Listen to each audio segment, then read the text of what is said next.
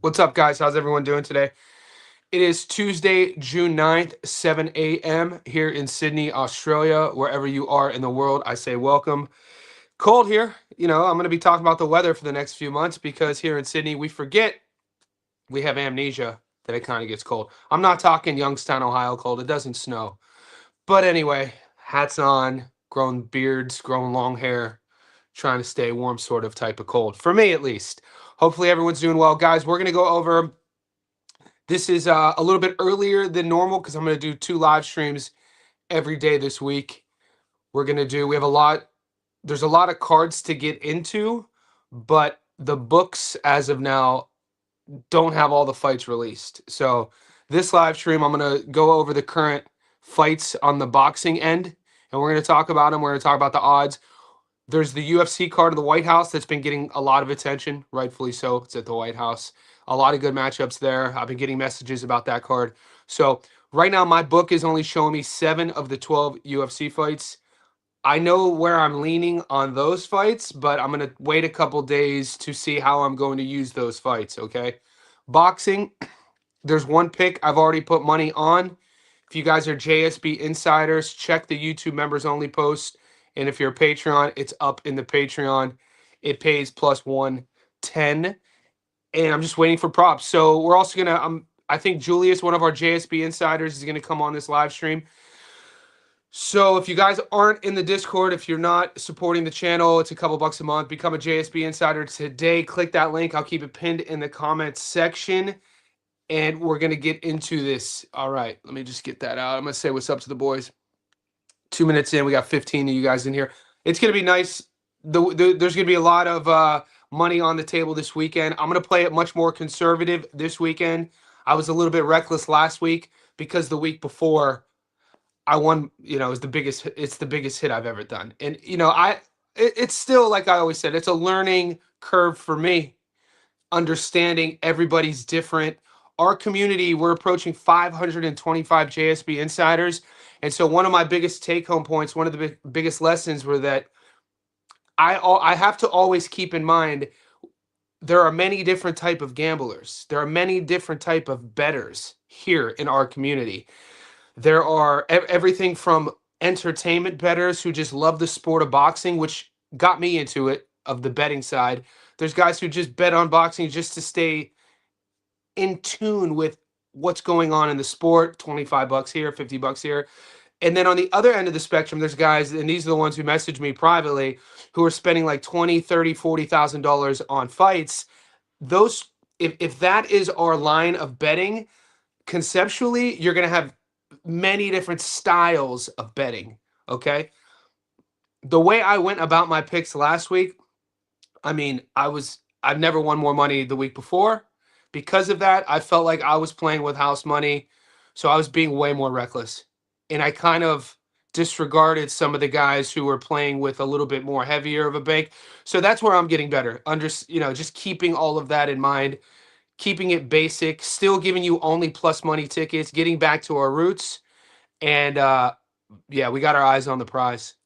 So one of my big heavy hitters, who messages me, those picks hit, and I didn't give those out publicly. So like I said, there, if you guys are out there and you're judging, I wouldn't judge anybody, by the way. I don't judge how you bet. I don't judge how you gamble. Bankroll matters. The only thing I ask from you is don't gamble on sport. Don't gamble to get rich. That's all. I really mean that. Don't, and this is coming from an empathetic place, from my life experience in the past, living in Vegas.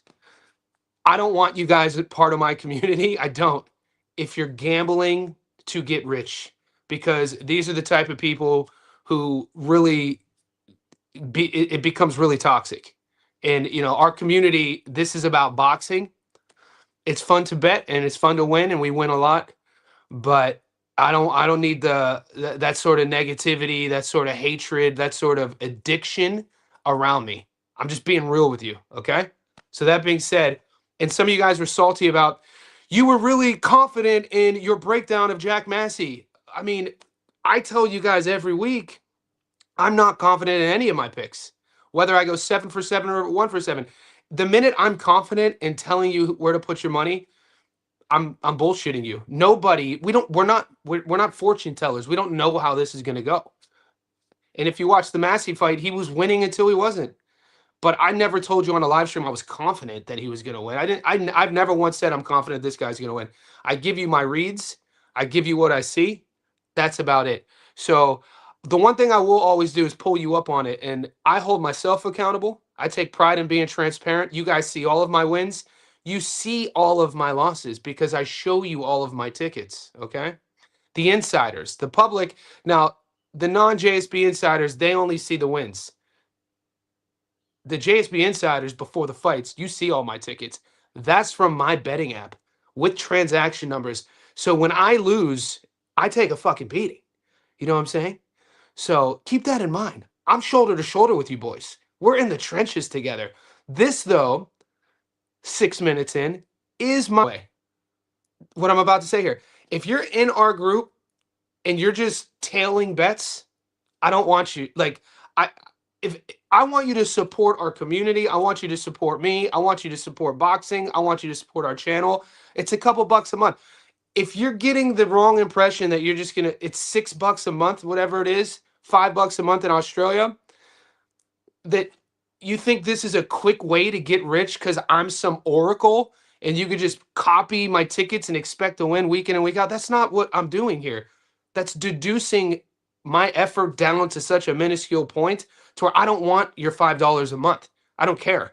I'd rather have people who are contributing, giving leans, film study. I get it, not everybody has enough time, but we have some savages in our group. The guys in our group who do all of those things add enough value for our group alone. So I get the guys who don't have time and you want to peek in to see where the leans are. That's fine. But the ones who that we don't know your names, and then when we lose, you come out of the woodwork to troll, our moderators will just kick you out because you're not adding value. That's anything in your life, in your relationships, your family, your career, your day-to-day, your mind, your body. Add value. Don't just leech. Nobody wants to be around leeches. All right. Julius is going to come through. I'm going to start talking. What's up? Guys, there's 32 of you in here. There's 8. We're 8 minutes in, just like the video. Julius is one of our JSB insiders. I sent him the link. We'll see if he comes through. I'm going to say what's up to everybody. The boys are in the chat. Yeah, we're good. I'll see you in a half hour. I got you.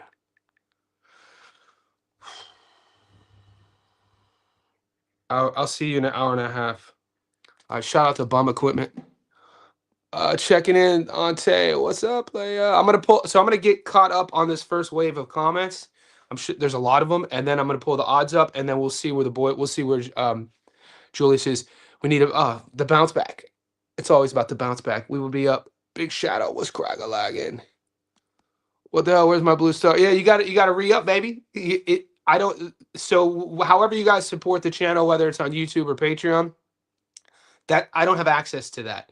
So that's through, if it's on Patreon, it's Patreon's software. And if it's on YouTube, it's YouTube software. I just see that you guys have supported the channel and you guys have access.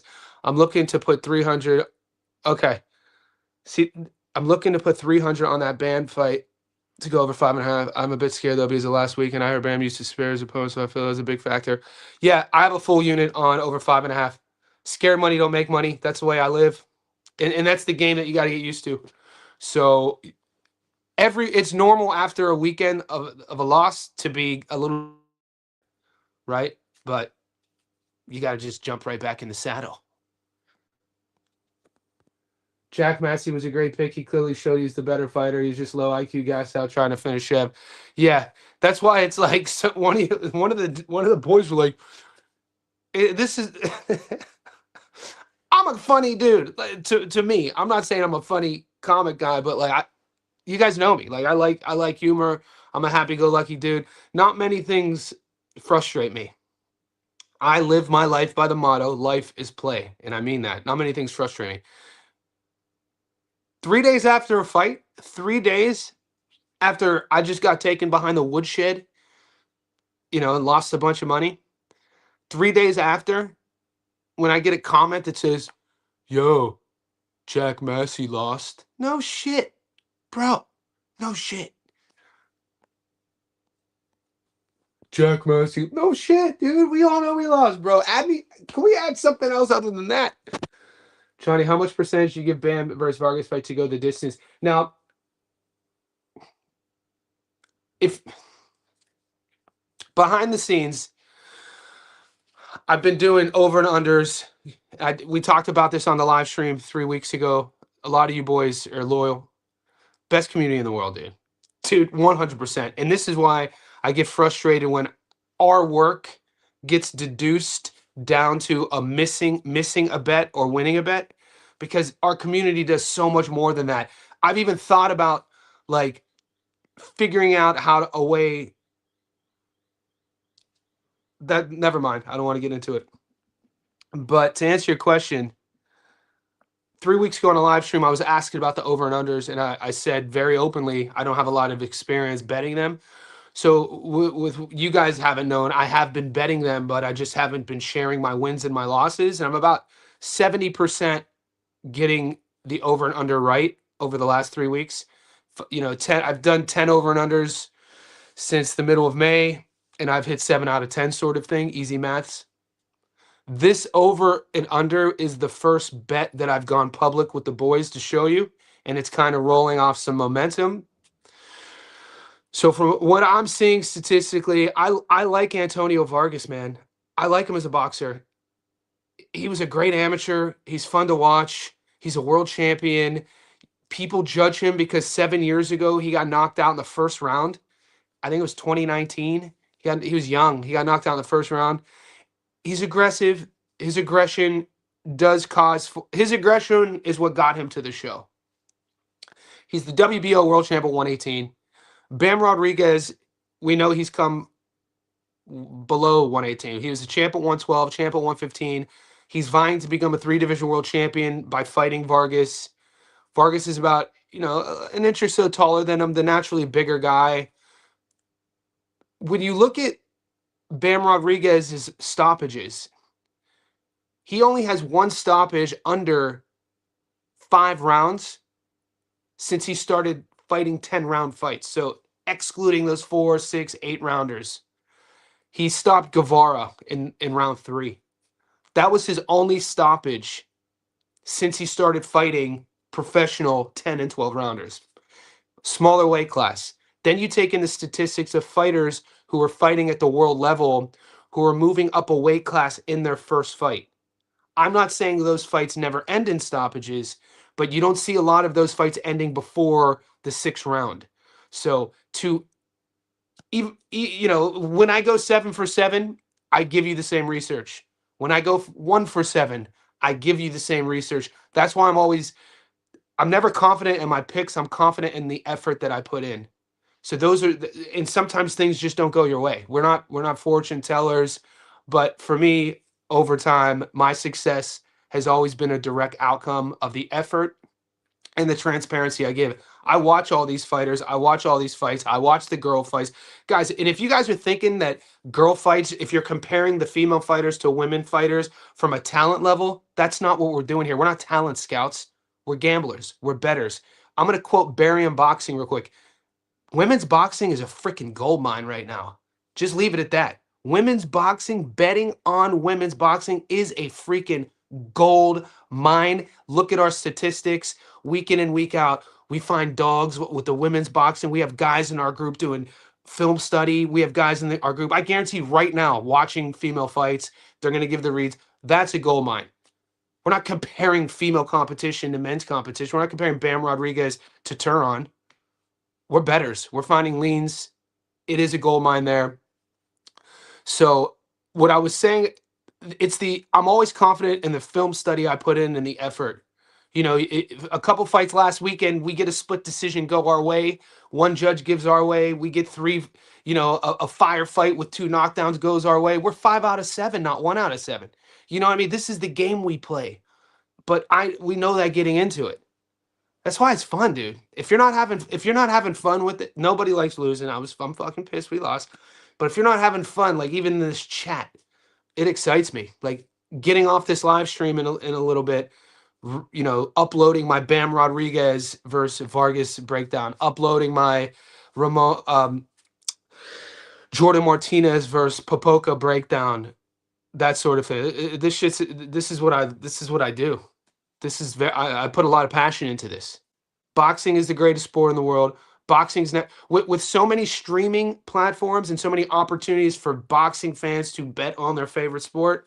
From that perspective, I'm not judging matchmaking. I'm not judging skill set. We're betters. We're gamblers. We're cowboys. We're pistoliers. We've never been in a better spot. We don't have a season. This is a week in and week out to get our money. We are only as good as our last bet. We're only as bad as our last loss. Our last bet, if as quiet as it's kept, our last bet was a 10-legger plus 300. Our long parlay hit. Shout out to our boy Brandon Mosqueda for coming through in Mexico. So from that perspective, from a momentum perspective, we're on a roll, baby. We got one in the books. Let's go. That's the way I'm wired. That's the way I look at things. So I do sent from Pet. I like the over 5.5. And if for the love of the game, betting just makes it fun 100%. Made those $5-6, $100 per week, not only from your picks, but discussing picks, selling yourself as someone who knows 100%. You're mostly right. We'll get it. Not many fights. What's up, Air Max? We're not getting the fights now. It's a good time to the stage. We're not getting them now, but right now my book is showing, I think, 10 fights. Now you have to remember, at least 5 of these fights are main events on separate cards. So as the week progresses, at least 2 to 3 more fights should appear on your books. We got our bread and butter to start the week too, boys. We got our bread and butter to start the week. Wilkins Matthew is this is an Eye of the Tiger card. This fight goes down in 3 days. Our fight week starts in 3 days. I should also mention, Game 3 of the NBA Finals starts in 3 hours. If you're in our Discord, I'm putting up my prop bet because we're not just a boxing Discord, we're professional sports. And the World Cup starts on Friday. And I'm putting my props up in the soccer channel. But boxing starts Friday, my Friday in Australia. So today is Tuesday at 7:15 a.m. The Eye of the Tiger starts Friday at 12:30 p.m. So we have all of Tuesday to film study, Wednesday, Thursday, about 72 hours. The Eye of the Tiger cards treat us really well. These odds are okay. I'm hoping for props to open on this. Wilkins Matthew is the French Canadian. Wilkins Matthew is a pretty fun prospect. I think he's 15-0, 16-0, coming out of that Montreal, Quebec scene, Montreal, Canada scene. So there'll be 3 other fights there, at least 3 other fights on that card. So you have the females, the MVP. This is the hard-hitting Turkish girl fighting Gabriel Tellez. Shout out to Barry Unboxing. He's currently taping this for us right now. I think he might be on holiday and he's doing film study. Dude's a savage. This is an interesting fight. I need to get to Adrian Rodriguez versus Tiara Brown. I think this might be Tiara's first fight since she came to Australia. She might have had 1 fight since, but Tiara is the girl who came down to Brisbane and took Sky Nicholson's belt. So, Tiara Brown money line, Tiara Brown on points, that sort of thing. Bermudez versus Surio. I have to look into this fight. I'm not going to sit here and pretend I know both of these fighters, but I'll look into it. This is the one. This is one that's interesting. We covered and streamed this fight a couple months ago. But Jordan Martinez was a 6-1 dog going into their first fight. The first fight ended in a draw. Martinez dropped Cardenas early, and then Cardenas struggled with Jordan Martinez's speed. Okay. As the fight went on, I don't think Arturo never looked comfortable to me. I thought Martinez won this fight by at least 2 rounds. The fight was a draw, and now we're getting the rematch. Off the top of my memory, it wasn't just Jordan Martinez's speed. It was his determination, it was his confidence, and it was the crowd. That crowd was insane. He was a hometown kid fighting in, I think, Glendale, maybe, Arizona. This fight is in Arizona. So I still don't know where I'm going. I don't know where I'm going. It'll be a fun one. This would be a fun one. This would be one of those like 50-50 fights like last week with um, Kenneth Lover versus Angeletti. 50-50 fights are always fun to break down. They're always fun to gamble on. They're always stressful. So whichever way I lean, if I'm taking Jordan as the dog and I get him at plus money, I'm going to just have him on one ticket. If I take Cardenas at 190, I'll probably go Cardenas on points plus 170 on maybe a double. But we got time. I'll get into that. We'll get into the specifics. I'm going to watch the second half of that fight. And, I still need to rewatch the entire thing. Jordan Martinez's speed, his confidence. There wasn't one moment where Martinez felt like he was a 6-1 dog. That's what I remember watching. And a confident fighter is a dangerous fighter. And getting the draw, he definitely thinks he won that fight. You know what I'm saying? So it's not like Cardenas did anything to deter the confidence of Martinez. O'Shea Jones, this fight's, I think, at 154. She has a good following, good background. We've seen her fight before multiple times. $1.34. Look, these odds are close. I gotta familiarize myself with Ella Carenza at only plus 270. Some of the boys in our Discord are kind of flirting with the idea that Ella might be live here. So I do need to look into this fight. The odds are good there.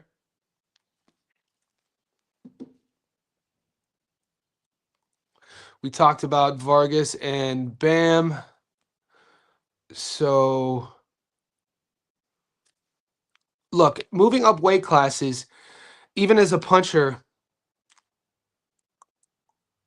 you can only move up so many weight classes. I'm not saying that Bam has reached his peak. He's still young. He's still growing. He just now looks like a man. Up until this fight camp, when you see all of Bam's fight camp footage and all of his previous fights, he still looks like a little boy. This one, you could tell he's growing into his man physicality.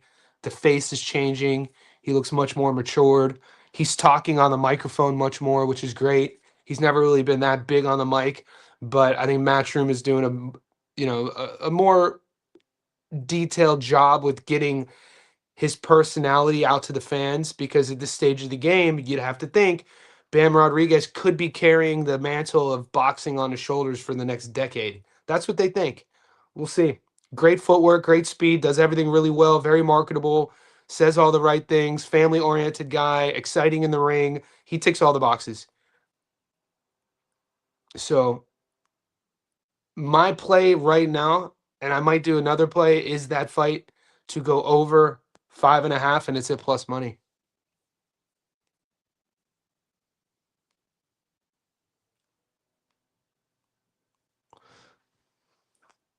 This is the bet I really like.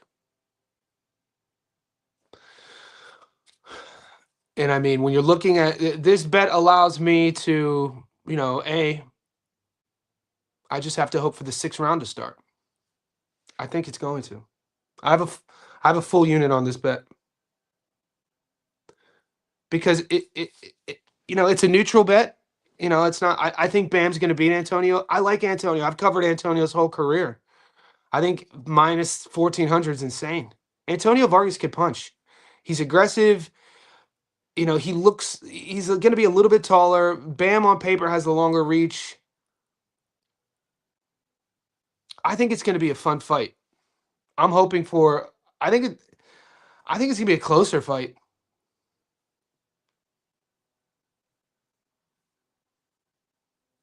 Minus 1,300 is insane. I don't think that. I think that's insane. So how am I going to bet you with these odds? You can't bet Bam on the money line.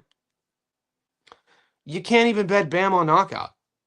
Like 16% return on a knockout is unbettable. You know what I mean? Bam on points is dicey. Bam. So that plus money bet to go over 5.5. I already explained it to you guys with statistics. I've dropped 3 stats on why that fight goes over 5.5, and you could double your money. I think it's well worth it. I think that that is a great value play, and I think it's very plausible that this fight goes to the 6th round. This Wiley from the Discord, bro, got to touch on the topic. Bam on points and minus. Oh, what's up, Wiley? Best weight transfer 119. Got to touch on this. Yeah, I think we touched on it. Bam on points. Yeah, Bam on points plus 550. It's a value play. No one's playing it. Everybody thinks Jesse's just going to go in there and starch Vargas. Vargas is a world champion. UFC card is all politics. Everyone be careful. Yeah. Yeah. I mean, you got so full transparency. One of our sharps, one of the sharps has my I guess he wouldn't be a sharp. I guess he would be a whale. He bets like $50,000 on these bets. He messages me the fight list for the UFC. And we're only getting 1, 2, 3, 4, 5. We're only getting 7 fights. And so I told him, there's I know which fighters I like on the UFC, the money line. I just don't know how I'm going to use them yet.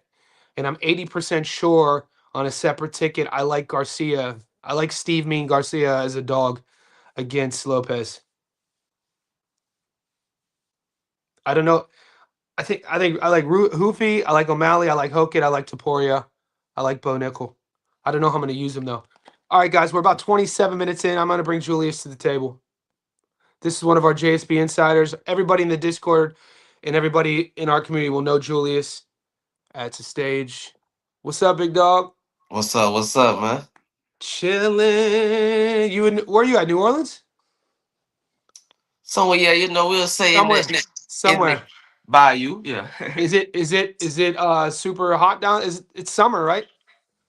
Yeah, it's summer, but my house, it's winter. You know what I'm saying? Got to Okay. keep that aircon on. Got to keep that aircon on. So what's cracking, man? You messaged me earlier in the Discord. You said you wanted to chop it up. What fight do you want me to pull up? Which one specifically? I'll pull up the odds. Well, right now, like I didn't watch what you previously said. I just got on, It's all but good. Yeah. plus 400 this week. Vargas, Vargas and Bam going the distance. The more I Okay. look at it, Yep. So this is the tip. This is the fight Julius is talking about. You could keep going. You could riff on this. well, like if you look at Bam's record, I'm not saying that is padded by no means, but most of his stoppages are coming against boxers in their later stage, in their mid 30s, late 30s. Even Puma, he was 35. Okay, and but if you go look back, that when he competed against Mexican fighters, particularly in their 20s, Vasquez, the guy who broke his jaw, he goes the distance. And in both those fights, he was plus 500 or greater to go the distance. So I'm seeing a pattern that the odds makers are putting too much value in stopping. I'm not no dis, and I think Cafu is good, but he's not. His stoppages against the Thai fighter. Forgot his name. Stopped Roman Gonzalez. Mm-hmm. Uh, the stoppage against Caveira, he was in his late 30s. Var. Yep. Estrada, late 30s. Yep. Puma, late 30s. You see what I'm saying? And Yep. Cafu's only one, but he took 10 rounds to stop Cafu. Yeah. Okay. So to piggyback off your point, just to let everybody know, these are Bam's last 5 fights. He fights Puma Martinez, stops him in the 10th. He fights Cafu, stops him in the 10th. He fights Guevara, stops him in the 3rd. Estrada stops him in the 7th. Sonny Edwards stops him in the 9th. And then he went the distance with Hernandez in 2023. And so, also here's another point. Since Bam started fighting 10-round fights, 10 and 12-round fights a few years ago, he only has 1 stoppage before the 4th round. And that was against Guevara, an older guy, and I think that was at 115. I mean, this is his first fight at 118. He's fighting a real champion in Antonio Vargas who could punch. There's going to be some hesitation of filling out process. Bam's not a guy who just runs in there recklessly. Vargas going to be a little bit taller. I think people are sleeping on Vargas. I'm not saying Vargas. I think Vargas is going to be more competitive than people think. This how I view it, right? This similar to what I was saying when I was talking about in the chat when I was talking about LaRon Richards. Mhm. Even Ron Richards and Vargas are to me very similar. Both are Olympians with one stoppage loss, and people keep harping on those one stoppage losses. Uh-huh. However, both of them you cannot say do not have a great pedigree.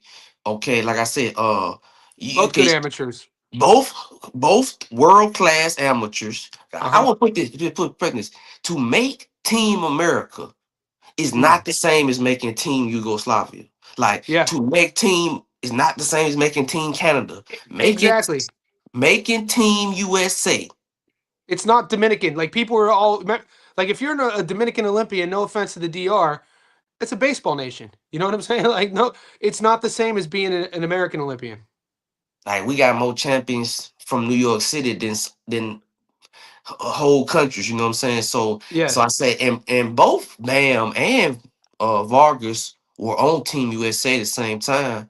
So people don't talk about that. There is a little sim I can so I feel like Vargas is looking at this similar to LaRon Richards, that people counting me out, thinking I'm going there and get stopped it. But they not underestimating that like Richards was an IBO champion. I do put some stock in it a little bit, and Vargas is a champion. He's a full blown champion at Yep. 118. And Yep. man, Bam coming up from 105, man. I'm just saying he Hmm. coming up from 105. Yes. You know, he ain't coming up from 108, he coming up from 105. So I'm saying at some The- point his power It was going to diminish. exactly. And then when you even if you want to use other statistics from other weight classes, moving up a new division for your first fight in a new division, fighting for a world title in that first fight in a new division, you don't see that fight end in stoppages a lot. Benavidez, when you look at David going up from super middle to light heavy, or to light heavy initially from 68 to 75, he wasn't getting stoppages. You don't see, it's not a normal thing to just go continuously go up. You're going to reach a ceiling. Yeah, that's one thing. Like that fight right there. I would say the plays. I don't. They don't have the odds now, but in the chat, we kind of know how the odds going to be, right? We know when they're going to drop. So when they do drop heavily, I will go on over 5.5 for those who do have a little more bankroll. Yeah, Now, and if it's yes, I will go and I will go under 0.5 knockdowns. I don't think he's going to knock him down. I think if he do stop him, it's going to be um a corner stoppage or a referee. Like I would wherever if when the odds drop on that, I think that's going to be good too. Under 0.5 knockdowns. And this, I'm in the distance. You know, these are players with more juice on it for those who, want a little more risky. But yeah, I will go over 5.5 for those who have alternate line books like I do, over 6.5, over seven yeah. and a half.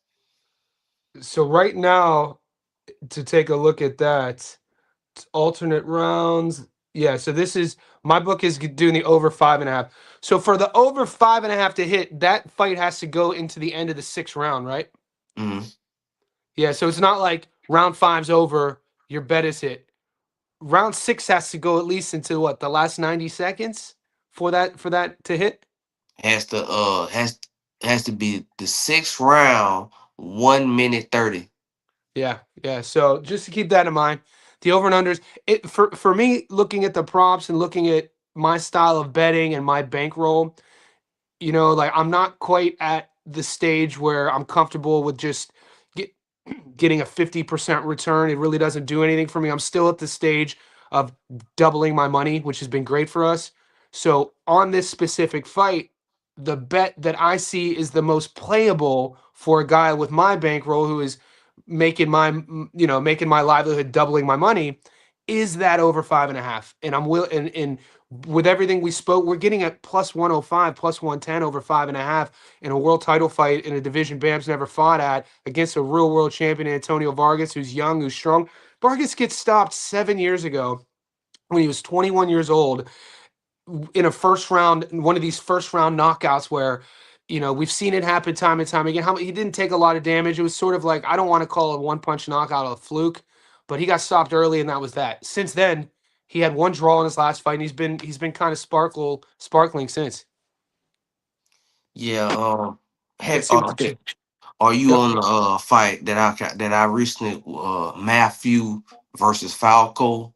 Yeah, before we get to Matthew, I want you to answer some of the chat's questions. Gil, he's our moderator. So guys, if you're in our Discord, you have any questions, you want things to be added, or you have any suggestions about how to make our Discord better, at Gil. Gil says, Johnny, how would you see Vargas versus Cafu going for Bam fight comparison? Julius, you got a comment on that? We saw what happened with Cafu and Bam. What do you think Vargas versus Cafu would look like? At 118? Well, okay, yeah, that would be Cafu moving up. That And would I be think, Cafu moving up. You yes, got to mention that. I think Vargas, it'd be uh, Vargas UD. But Cafu's world is a world level fighter, but I do believe Vargas, right now, who's the best bantamweight, Tsumi, like it's a I would small. take I would take Vargas over Cafu. I think Vargas would be too much. What you I what, I think Vargas over Cafu would be my play. I think Vargas would beat Cafu for sure at 118 with Vargas's speed, his power, how he fights, his style. It's weird how some people because depending on how good of a week or how bad of a week somebody had done, the goalposts will move. Like there's fight weeks where I'll break down Antonio Vargas and people will talk about him as like a puncher who's dangerous, who's a world champion, who'll give anybody fits at 18. And then there's fight weeks, he Vargas fights, and now people are talking about these are the same people. He's punchy, he's chinny. Like it's like, hold on. What this is the guy who's the full world champion, a 118 WBO guy who only has one blemish, if you're not including the draw in his last fight. So it's interesting. the thing about Vargas that I see, this is where I would say this. He's not a multi-weight divisional champion. I think Mm. if he goes up, he gonna get stopped. That's what I see. They and Bantam, yes, but he doesn't have what Bam has had, the He's ability already to do. he's already 29 years old too. You got to think Vargas is in his natural full grown weight class. Yeah, yeah. He's like this is he could make. I don't believe he could make 115. So I think this Yeah. is this is the. So I'm saying he gonna have a lot of. He gonna have a lot of size on Bam, man. You know what I'm saying? Bam's not a big guy. Yeah, they list Bam at 5. I've seen Bam listed at 5'4" before. Now I've seen him listed at 5'5.5", and I've seen Vargas listed at 5'6.5". So we'll see. We'll know a lot more in the weigh-ins. But have you been watching any of Bam's interviews this week? Or have Uh, you I seen have you seen him on camera? I seen that Matchroom dropped like the like a training camp documentary. Would you agree that he's looking like he's growing into his man strength now though? Like this is the first fight camp that he usually looks like a little boy. Smooth face, young, kind of like, and now it's like he has the beard, his facial structure looks like he's changing. So there is that moving up. I mean, if you people really want like the $1.16 to play the knockout, there's no value there. So my play moving forward, and we'll look at the Wilkins Matthew fight that you asked. It's the Eye of the Tiger card. My play, I've already have action on this. I've gone full unit. Is the over 5? That's what I'm doing. I got it at plus 110, plus 105. And you said you like the points at plus 400. Yeah, Nice. Are you all in on the points at plus 400? yeah, distance. This is man. Uh, These are one of these bro. fights. These are Li- one. uh, Just like yeah, we gotta look at this pattern, man. When they talking about no distance. I've told you many times about a lot of fights. We have caught this a lot of times. The Bruce yeah. Carrington going to the first one. When I said Yep. Madrimov, a Yep. lot. Yuri When I Daniel fight going the Richards, distance. we talking about Richards. You talking You about call. Jai Pataya. Jai Yep. Patai Jai fight. Pataya versus Brandon Glanton going the distance. Yep. These Davis, are all plus 500 bets we're hitting on these things. And so like you bring a lot of good credence to this Nunez, distance, but yep. Nunez versus Diaz. What I'm saying is that when they have an underdog, see, this is how I look at it. I look at the B side. Hmm. Is it journeyman? Who is this? A club fighter? Hmm. Man, Vargas is a world class. Rarely do you Vargas is have a world B class. side who has the credentials of Vargas, a Olympian I and a know. world champion, I and know. and he's a Mexican in his 20s. No, Yeah. I'm taking distance. You rarely gonna have a fight like that when the distance is plus Oh, 400. bro, you bring a very very valid points, and this is what we're talking about. Scare money don't make money. This is what we're talking about. You got to pick up on patterns. How like everything that Julius just said. These are patterns that we've seen in betting over the last 12 months. Maybe we'll write a book 5 years from now and put all of our patterns together with stats to equate to our receipts. But it was only 2 fights ago. Do you remember when Nonito Donaire, we all, it was 2 fights ago. He's fighting the Argentinian kid. He's a 3-1 dog, and Donaire wins. And it was before he. I'm only saying that because when I was doing that breakdown, I played an interview of Donaire's former handlers, and they were saying, "Why isn't Donaire?" And then we obviously know Donaire recently got stopped, but this is before that. I'm gonna pull up the exact fight real quick before I say what I'm gonna say, and this involves Antonio Vargas. He was getting ready to fight Andres Campos. Campos at the time was 17-2. This was in July, this time last year. And then he went on to lose a split decision against Satsumi Donaire, and then he got stopped against Masuda. But going into the Campos fight, the winner of the Campos fight was supposed to fight in a title eliminator against Antonio Vargas. And Nonito Donaire's former handler, was saying this is a super dangerous fight because Donaire, even if Donaire beats Campos, he's gonna have to fight Antonio Vargas, a young Mexican puncher, which is a super dangerous fight. Now we know Donaire never fought Antonio Vargas, but this is all of a sudden the narrative changes. Like people just forget like that Antonio Vargas at 29 is a real champion who's young, who's confident, like you said, and we've seen him get flash knockdown before. We've seen Bam get his jaw broken before. Not in recent memory, fight through it. So We seen it's him get dropped by Estrada. yeah, Estrada dropped Bam. So it's not like we haven't seen Bam get dropped before. You know what I mean? And Bam knows that he's going up. He's never really one who's too quick to jump into the fire. Like this isn't Jin Sasaki. You know what I mean? Who the fight starts and just let's go to war. This is a guy who's going to operate. He's going to operate at a certain pace, and then he'll slowly get closer. And so I really like that, man. So guys, Julius plus 400 fight to go the distance, and people are gonna the scared betters out there are gonna say say what they will. We'll let the chips fall as they may. I don't mind that lean. I gotta be honest with you. I don't mind that lean at all. Under 1.5 knockdowns, under 0.5 knockdowns, things of that nature. R- I believe Vargas will throughout this fight be very durable. I think he has a game plan. Right now, he had a great. I think he had a long training camp with a game plan that he's going to implement. He's not scared. I don't think he's nervous. He just went to Japan.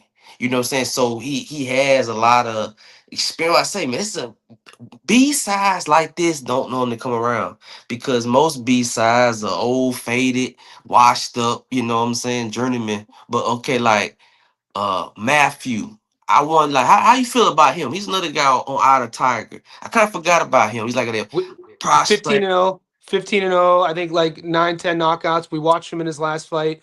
Walter Matt. From what I've seen, I like what I've seen. I like how he operates. These Eye of the Tiger guys. I know we're going to be a little bit hesitant because we just saw kind of one of them get exposed with Ramirez, but Ramirez wasn't a traditional Eye of the Tiger guy. He doesn't speak French Canadian. He's a Venezuelan who fought a lot of his career in Mexico, and then he came to Canada, and Eye of the Tigers pushed him. Walter Matthew is a French Canadian fighter.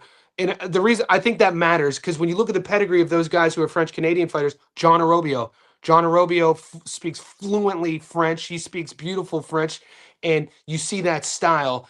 I rate Arobio, and I kind of rate Matthew in the same way as I rate Arobio, and I think they're legit prospect contenders.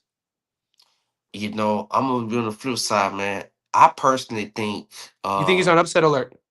I think I don't think he's going to do what they think he's going to do. Like to me, Okay. upset going, but I don't see him stopping Falco because out of Falco's tough. Tigers, yeah, Oh, I'm not getting those props. I just saw the money line. He's a 4-1 favorite, three you to know, one but favorite. they probably gonna drop them on those Thursday cards. They probably gonna drop on Wednesday. Yeah, so I Okay. say eventually we know something gonna drop about that. But I think Matthews, he from Montreal. He's he mixed. His mom, one of them black, and the other one is a French Canadian. Yeah. He speaks French. But see, I'm looking at that. Say, hold up now. The only other champion that the Eye of the Tiger produced was over 10 years ago, and that was David Lemieux. So David Lemieux. Um, they had the other guy. He kept getting knocked out. You called him. He moved up. The guy been knocked out 5 times. He's bang bang. yeah. Yeah. Steven Butler. He was the Stephen Butler. last French Canadian that they were trying to put up there. So I'm saying they don't have a good track record with bringing native French Canadians. I think they just hyping him up because he's from. I don't Yeah. see too much in him. I just see that they hyping him up because he's the hometown guy. I don't see the tech because his last fight to me showed levels that he's not world class. Because to me, he should have stopped peeing. Well, like a Yeah. fiend. But he had some sketchy moments in that fight. Yeah. Finn was Finn's length and size bothered him, and he was kind of like more savvy. You know what I mean? Matthew was trying to like put a square into a circle peg, and Finn's pedigree, his experience was showing. And it's kind of like when Ramirez was trying to do to your boy Larone. You gotta, if you're in there with a guy who's a legit pro, who's fought around the world, they're gonna have some pedigree to him. They're gonna know how to survive. Falcao, though, this Brazilian, I think he's what, 36, 37 now. mhm.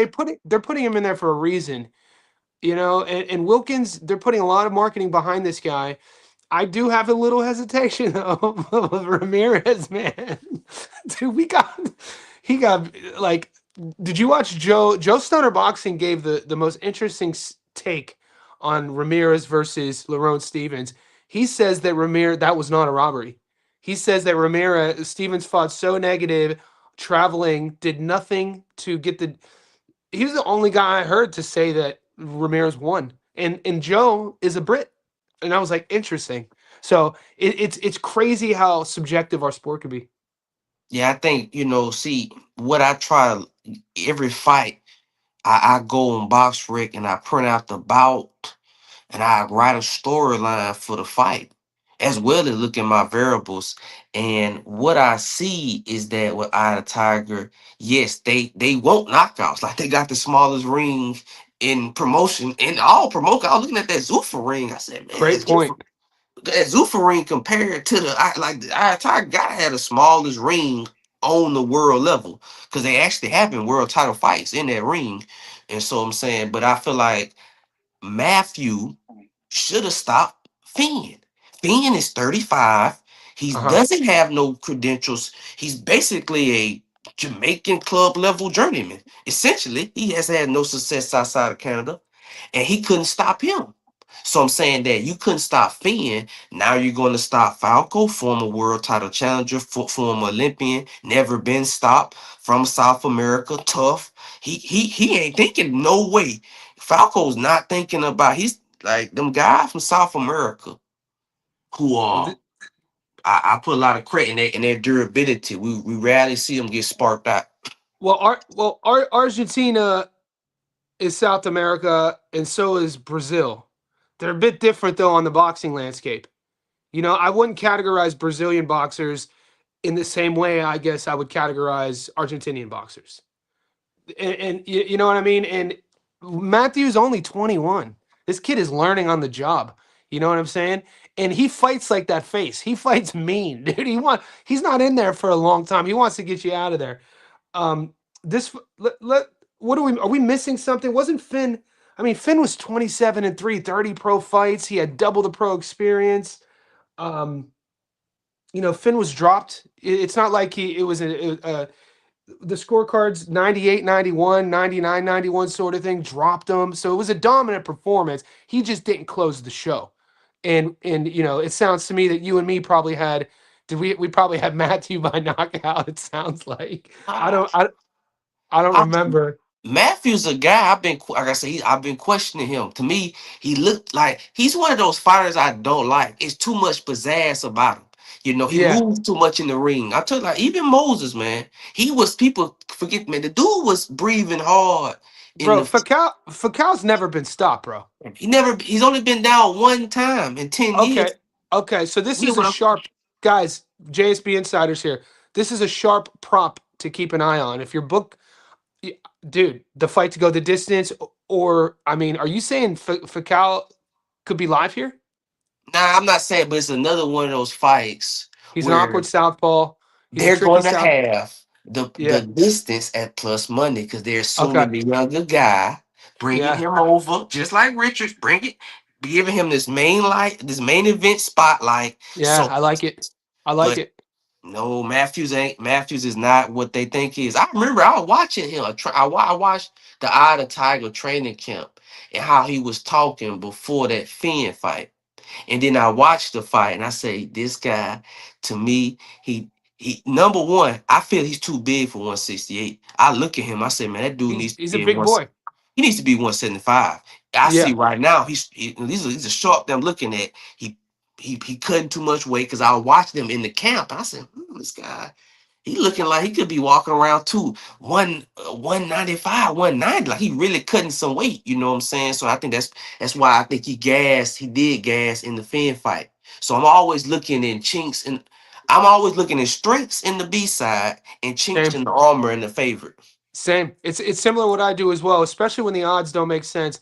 I think from a logical reasoning perspective, in anything in life, it's a good way to look at something to try to work yourself to the middle to find a logical conclusion. Is you look at whatever you're arguing, the argumentative point, the B side. Why is he big? Why is he such a big underdog? What are these odds? Are these disrespectful? What does he do well? What is the A side? What does he struggle with? What does he look like recently, and how has he lost? So 32-2, never been stopped. 36 years old, going up against a 21-year-old dude. That's seasoning to me. We got the crab boil out. We got the crab legs, the Old Bay seasoning. Dude, Hmm. I like it. I like the if I get the prop, I'm gonna keep my eyes on it. Like I said, that's the Eye of the Tiger props to drop. They'll usually prop in about 2 days. Usually, like you said, a couple days before the fights. Anybody else on that card? I'm only getting that one fight. I think there's somebody else that we've watched on that card that on the Eye of the Tiger card or no? Nah, I mean, I had it's only fight. I haven't really looked into that fight cards. That How, fight. how, how about Jordan Martinez and Popoka? Now, I'm a Have you looked into it? I How did I you remember looking to the first fight, so I have some background on both of them. do you I remember the remember. first? Do you remember how because we streamed this in the Discord? I remember. What's your thoughts on the rematch? What are your thoughts on how the first one was scored? And it's pretty 50-50 right now. Where's your like instinctively lean right now? uh Pocoyo because to me he's one of those fights where he has more in his tool bag to go back and look at and bring to the table. Martinez was surprisingly tough. I mean, he was like a plus 400 underdog, but he's I a had him at young. 6-1. Oh, he's I, okay, 6 he to he that my books had Martinez as a 6-1 dog, and he came out the gate sprinting. one. Early knockdown, the crowd. I was like, when I think about that fight, the two things I remember was Jordan Martinez's hand speed and the crowd. Was like, whoa, this is for a plus for a 6-1 dog. This is crazy. Fights like that. Fights like that. I normally take the favorite again because I feel like he has more to change in his arsenal. His punch output is more diverse. Um, but I Do, do do you, think we do have our group does have a rematch to pull from in similar sort of outcomes when we saw, if you guys remember in the first Gucci Flores versus Javier or versus was it who Jorge did Chavez. so Gucci Flores versus Jorge Chavez, the first fight. Jorge Chavez was almost a little more than a 2-1 dog. It was a close fight and it ended up in a draw. And they fight again, and the odds slightly flipped. But then Jorge Chavez, the B side, totally looked great against in the rematch. So do you think Martinez? You're saying Arturo Popica's upside, his room for adjustments will be higher, and then what we've seen with Jordan, that version of him is the best version, and Cardenas should be able to make adjustments. Yes, Okay, yeah, okay, that's interesting because whatever side, because Cardenas on points right now is plus 170. That that to me looks like a good bet off jump if you're on Cardenas' side. Cardenas, Robert Garcia fighter. You know the air of surprise will be removed for Martinez. Cardenas will know about the speed. He'll know about his grittiness, his game, and Cardenas' game planning with should be based around that speed and patience. More countering, catching him coming in, maybe throwing punches, his punch selection. So off jump, who do you like in this fight? Cardenas? yes. Would you just go money line at $1.90? Well, yeah, that fight. Last time I seen was it was even on Yeah. one of my books. So yeah, I'm taking fight like that. Yeah, I'm just taking. I Don't know even get like fancy. Don't yeah. even get fancy. Um, that's Okay. why. And it's one last fight. I haven't seen a lot of people talking about it, but I'm in very intrigued. It's on Sunday. Well, Bomba. Monday. Man, I think it's a passing of the torch, and it's one of these moments where man, Bamba's had a 15-year pro career. It's not some saying like he's been fighting at the top level for the last 10. You can say it's like at some point, You got to fade yeah, him. and you moving up. That's what I don't like. When a older fighter was dominant at one weight class, then goes up and try to dominate another weight class. It's like, well, hold up, man. You already beating the odds by being this 35-year old 34 beating these young guys. Now you moving up again, fighting the undefeated 27-year-old Mexican. And Abraham Perez, I've been looking him up, man. American Golden Glove champion, was on Team USA. This is why I said, hold up, this is not what I thought. I thought it was just some random tough. No, this dude got some pedigree. He got a game plan. And I watched some of he has output. That's what I think he can win on, the output. So I I talked about this on my stream yesterday. One of the elements of being a consistently good better a gambler on boxing is knowing when to pull the trigger on a fade. You know what I mean? Like watching so much boxing, you've watched a fighter's entire career. They might be undefeated, they might have a few blemishes, but you could see a degradation in their game. I thought the fade already happened with Bomba. I took Yankee Rivera in that fight, and he proved me wrong. So I'm going into this fight with a little bit of PTSD. I need to look up Abraham Perez. I need to look. I need to watch more of his tape. You got me on volume though, man. I'm always liking a guy who's the younger guy, who's the sort of fresher guy who also has output against a guy who's older, who's been in there with a lot of tread, who's been stopped multiple times. So that's a decent read. I want to just pull up Perez real quick. What is he? 14-0. He's an Albuquerque guy, 27 years old, 7 knockouts. How about that experience though? What sort of guys does he fight? He's coming off Domingo Herrera. You said his tape looks pretty good? Because I mean, if you go back anywhere past 2025, he's fighting guys who are 7-9, 13-4. Not the end of the world, not the worst resume, but not a lot of guys that jump off of the paper. So you think he's still developing in his style? these are one of these fights where I consider a breakout fight, where you have, because one thing about boxing, the other sports don't have, has to be acknowledged as well, that you can be very talented boxer, but not be with a top flight promotional company. The reason so I'm saying is that this is his moment, and I believe that he has all the ingredients of a fighter. It's like I feel like a passing of the torch moment, because I feel like, man, you bit like, I'm gonna put in perspective. Well, first time I seen Bamba was when he fought Elwin Soto in 2021. He was a plus 1,000 then. I remember then they were saying that he was done, and that Yeah, was 5 years ago. And he yeah. was 32, 31, right? Because he's been pro for a long time. And the dude been fighting in Japan 10 years ago for you know what I'm saying? So he's been on the circuit. And I'm just saying, like, look, and see, Yankiel Rivera, he doesn't fight with high volume. He's a very slow pace. And one thing about Perez, he likes to get on the inside. Rivera is one of those amateurish fighters who never took the inside game. Perez gonna get on the inside. And he, you know what I'm saying? Bomba's coming up. This ain't 108 no more. You on 112. And I just think Rivera was nothing. I just think he was not anything good. I think he's just one of them overhyped guys coming out of Puerto Rico. I didn't think he was that good, so I don't really take that win as so great. I think Okay. they taking that win and putting too much. Emphasis. Yeah. So Gil says, Johnny, keep in mind, Bomba is saying this is a stay busy fight. Bomba is very confident. Do you take any credence in what the fighters are saying going into fight week, Julius? Uh, a little bit, but man, like I said, I told 3D this.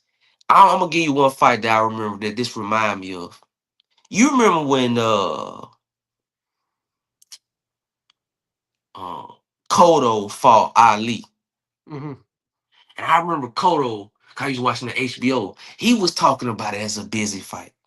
But Mm-hmm. again, he was 36, and Ali, he was coming up from 140, and Mm-hmm. Ali was 27. And he just put that youth on him, got in the inside. That's what I see happening, passing the torch. Okay. Interesting take. Gil says Perez tape looks good, but his resume is non-existent. We covered that. They said money line. I think Troy Ozzy on this card. Guys, Julius, I gotta wrap it up, man. You're All always right, man. welcome. You're always welcome on the live stream. Thanks for hitting me up. And thanks for your insights, brother. I appreciate your support. Appreciate you. All good, man. All right, stay up. All right, guys. It's Tuesday, June 9th at 8:03 a.m. There's still 70 of you guys in here. We've been on for over an hour. I have some clients I got to coach. I'm juggling two careers here, so I got to go downstairs. I get to go downstairs to coach, and life's all about perspective. If you're out there and you're telling yourself I have to go to work or I have to do this or no, change the word from I have to I get. We get to do what we choose to do. We're here, we're breathing, we have everything, all of our functions. Let's get after this. I appreciate all the support. And we have a busy week ahead. We have a lot of film study to do. Hopefully, you took a little bit of knowledge with you. That's my goal with every one of these live streams. If I speak for an hour and you take nothing but one little eyelash of knowledge, I've done my job. I see you. I'm going live again today. So let's get this.